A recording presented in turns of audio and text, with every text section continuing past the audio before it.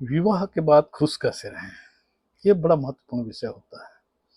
लोग विवाह के लिए काफ़ी पहले से तैयारी करते हैं और न जाने कितने खर्चे करते हैं। जो सामर्थ्य अनुसार लोग तो लाखों और करोड़ों तक खर्चा करते हैं, कई कई तो अरब तक के खर्चा कर रहे हैं शादी में। ये महत्वपूर्ण बात नहीं है कि आपने शादी कितने धूमधाम से किया, ये महत्वपूर्ण हो जाता है कि शादी के बाद आपका वैवाहिक जीवन कैसा रहा और कैसे चलेगा और भविष्य कैसे गुजरेगा।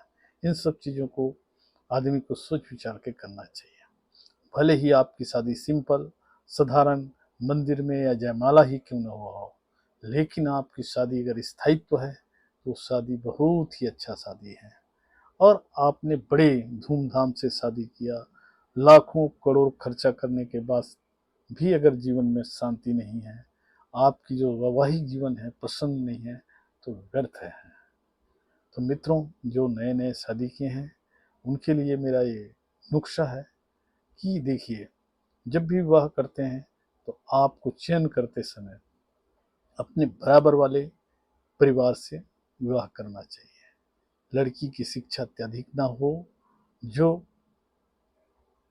लड़के से अधिक हो, या उनकी हर चीज़ जो है अगर आपसे ज़्यादा है, गुरुतर है, वजनी है, तो निश्चित रूप से आपको दबाने का प्रयास किया जाएगा। इसलिए शादी अक्सर देखा जाता है कि लोग बराबरी में करना पसंद करते हैं। मेरी भी यही सोच है कि बराबरी में शादी होना चाहिए, लेकिन आजकल ऐसा भी है कि कई पढ़े लिखे लड़कियां हैं जो कम पढ़े लिखे लड़कों के साथ विवाह करते हैं और अच्छे जीवन यापन भी कर रहे हैं। इसका मतलब ये नहीं है कि कम पढ़े लिखे लड़कों के साथ में अधिक पढ़े लिखे लड़की का जीवन ठीक से नहीं चल सकता। चल सकता है, सब चल सकता है। लेकिन आप जानते हैं, विवाह के बाद लड़की अपने माता पिता का घर छोड़ के आता है तो उसे अपनत्व की भाव मिलना चाहिए उनके ससुराल में। और सबसे बड़ा चीज़ होता है वर यानी पति, लड़की का पति। लड़की का पति अगर बहुत अच्छा है, समझदार है, तो अपनी पत्नी को कभी भी दुखी नहीं देख सकता और उनके हर बातों को समझने लग जाए। उसको समझने में ज़्यादा दिन की ज़रूरत नहीं है, 1-2 महीने के भीतर ही उन दोनों में इतना ज़्यादा एक दूसरे को पहचानने की क्षमता आ जाएगी, तो मन की बातें भी समझने लगेंगे, तो निश्चित ही दाम्पत्य जीवन मधुर होगा। लेकिन जो ये सोच के शादी करता है कि शादी मैं छोटा घर में करूँगी, जहाँ पे कम संख्या हो, मुझे काम करने की ज़रूरत ना पड़े, पहले से परिकल्पना कर लिया रहता है कि मुझे सुखपूर्वक रहना है, ऐसे लोग अक्सर धोखा खाते हैं। कभी कभी देखा गया है कि कई लोग ऐसे हैं जो बड़े घरों में, संयुक्त घरों में जहाँ 30-40 लोग रहते हैं, वहाँ भी शादी करते हैं तो लोग बड़े खुशीपूर्वक जीवन जीते हैं। और देखा गया है जहाँ एक लड़का हो और उनकी कोई लड़की भी ना हो, या लड़की हो तो शादी हो गया हो, ऐसे जगह भी शादी करने के बाद विवाद उत्पन्न होता है। हमने देखा है और देख भी रहे हैं।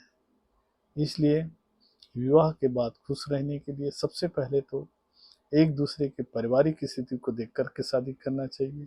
साथ ही साथ आपको सबसे बड़ा बात होता है प्रेम। प्रेम कोई बाजार में मिलता नहीं, बिकता नहीं। प्रेम अपने अंदर से उत्पन्न होता है और विश्वास ही प्रेम की प्रथम सीढ़ी है। जिस आदमी पे अगर विश्वास है उसी से आप प्रेम करेंगे, जिस पर विश्वास नहीं तो उस पर कतई प्रेम नहीं करेंगे। इसलिए मुंशी प्रेमचंद जी ने भी कहा है, विश्वास प्रेम की प्रथम सीढ़ी है।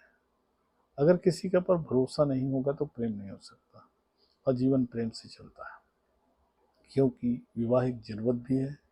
भावनात्मक रूप से कुछ ज़रूरतें आपका पूरी करता है, इस समाज की नियम है और मनुष्य की ज़रूरत है। जिस प्रकार भोजन शिक्षा की ज़रूरत पड़ती है, उसी प्रकार विवाह करना भी हमारे लिए अनिवार्य होता है। तो मित्रों, जिन्होंने विवाह किया है वो बहुत अच्छी बात है, लेकिन विवाह को किस प्रकार से खुशपूर्वक जिया जा सके, इसके बारे में चिंतन करना चाहिए। और हमारे जीवन साथी का हमेशा सम्मान करना चाहिए। और जहाँ तक दोनों पक्षों के ऊपर डिपेंड करता है कि कौन किसका ज़्यादा सम्मान करता है, बल्कि समान रूप से एक दूसरे के प्रति व्यवहार करना चाहिए।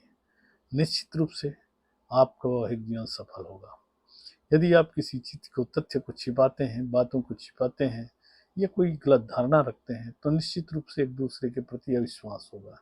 इसलिए जो बातें हैं खुल करके बोलें, जो चीज़ शंका है समाधान करें, और आपके जीवन को बिल्कुल अच्छे ढंग से चलाने के लिए, चाहे वर पक्ष को हो या वधू पक्ष का है, उनके परिवार के साथ भी आपका संबंध अच्छा होना चाहिए। क्योंकि लड़की के माता पिता और लड़के के माता पिता, इनके बीच भी अगर संबंध सही नहीं होता तो निश्चित रूप से पति पत्नी के बीच मतभेद होना चालू हो जाता है। अक्सर ये देखा गया है कि कई लड़कियां ऐसे हैं कि इस विवाह के बाद खास करके अपने मायके से लगातार संपर्क में रहते हैं और कोई भी चीज़, छोटी छोटी बातों को मायके तक पहुंचाती रहती है। ऐसी स्थिति में बहुत गंभीर हो जाता है कि उनके ससुराल में स्वतंत्र रूप से रहने की जो व्यवस्था है, उसमें कहना चाहिए बाधा उत्पन्न होता है और विवाद का कारण भी हो जाता है। इसलिए लोगों को चाहिए विवाह के बाद पति पत्नी या वर वधू को बिल्कुल अकेले छोड़ देना चाहिए, और जहाँ तक संभव हो सके कुछ दिनों के लिए से बाहर जाना चाहिए। 8 दिन, 10 दिन, 15 दिन, जैसे उनके पास साधन उपलब्ध हो, ताकि एक दूसरे को समझ सके, एक दूसरे की समस्या को जान सके, तभी वो वैवाहिक जीवन में सुखमय रह सकता है। और केवल दिखावे के लिए शादी करना या कहना चाहिए कि पुरानी कुर्तियों को बनाए रखने के लिए ये सब चीज़ करते रहने से विवाह सफल नहीं होता।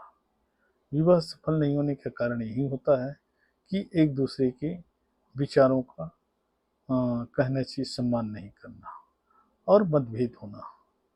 एक दूसरे में कपट की जब भाव उत्पन्न हो जाता है तो विवाह फिर ज़्यादा नहीं चल सकता है। इसलिए सबसे बड़ी चीज़ होता है प्रेम और विश्वास। इसके बगैर जीवन में चाहे कोई भी रिश्ता हो, उसको ज़्यादा दिन तक के ठीक रख नहीं सकते जब तक कि आपके पास प्रेम और विश्वास ना हो।